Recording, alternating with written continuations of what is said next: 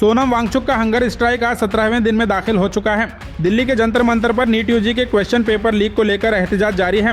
तलबा और education activists का कहना है कि यह सिर्फ एक इम्तिहान का मसला नहीं बल्कि मुल्क के मुस्तकबिल का सवाल है। इस मामले पर कर्नाटक के होम मिनिस्टर प्रियंक खरगे ने भी मरकजी हुकूमत पर निशाना साधा है। उन्होंने कहा, जंतर मंतर पर हो रहा प्रोटेस्ट देश के फ्यूचर के लिए है। धर्मेंद्र प्रधान से जवाबदेही क्यों नहीं मांगी जा रही? नौजवानों की आवाज़ को दबाया नहीं जा सकता। उधर सोनम वांगचुक के हंगर स्ट्राइक की वजह से उनकी सेहत तेजी से गिर रही है। कहा जा रहा है कि उनके जिस्म का मसल मास कम हो रहा है और वह शदीद तकलीफ का सामना कर रहे हैं और हुकूमत कुछ एक्शन तो दूर गुफ्तगू करने के लिए भी तैयार नहीं है। The protest at the Jantar Mantar is for the future of the country. Is about the youth of the country. Where is the government of India? Why isn't it holding Mr. Dharmendra Pradhan accountable? CBSE leak हुआ, NEET leak हुआ. In the last 10 years, 89 paper leaks. Nobody is accountable. How come when everybody, all the entire central cabinet speaks about, whenever we speak about RSS, they come to defend? Why are they not coming out and defending the youth's future here? This is going to be a big revolution. You cannot stifle the voice of the youth, and that is exactly what the government of India is trying to do, and they're resisting it. तो जैसा कि आप सब लोग देख रहे हो, पिछले 2 दिनों से सोनम सर की तबीयत बहुत ही खराब होते जा रही है।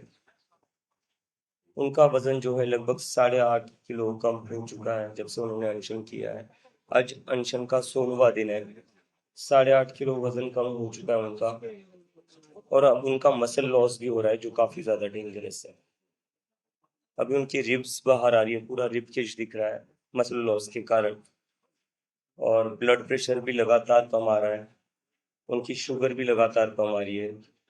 65 के अराउंड उनकी शुगर आ रही है, जो होनी चाहिए 100 के अराउंड।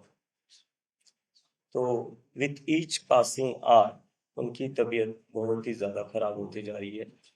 और इससे ज़्यादा मतलब शॉकिंग की बात यह है कि सरकार की तरफ से अभी तक किसी ने कोई बातचीत तक करने की कोशिश नहीं की।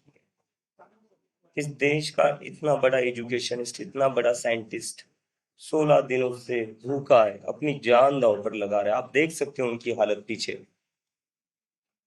वो इंसान उठकर खड़ा भी नहीं हो पा रहा है, उन्हें चक्कर आ रहे। वो बैठ भी रहे, उठकर बैठ भी रहे तो उन्हें चक्कर आ रहे।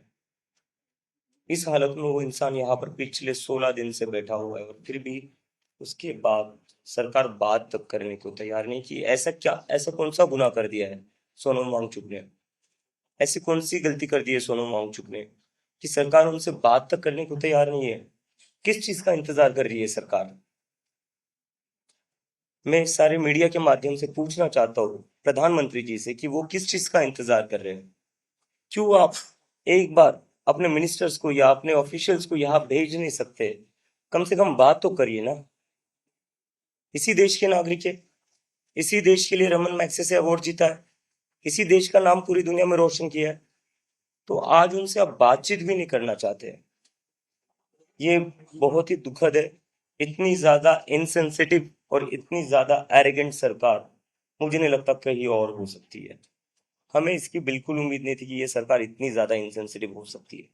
हमें पता था ये लोग ब्रूटल है, हार्श है, लेकिन एक इंसान यहाँ अपनी जान दांव पर लगा रहा है। मतलब देखिए उनकी हालत, फिर भी उसके बाद बात करने तक सरकार तैयार नहीं।